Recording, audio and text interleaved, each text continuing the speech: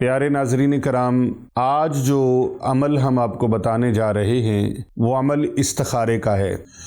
इस्तिखारा करने के मुख्तलिफ तरीके हैं। तस्बीह वाला है, उसके अलावा कुरान करीम से इस्तिखारा है, उसके अलावा इस्तिखारे की दुआ है, उसके अलावा इस्तिखारे का तरीका है सो कर इस्तिखारा करना। ख्वाब के अंदर जो चीज़ नज़र आती है, जिस हवाले से आप इस्तिखारा करना चाहते हैं, वो पूरे का पूरा मामला आपके जहन में होना चाहिए। और 3 अल्फाज हैं, इनको 7 मरतबा आपने दोहराना है।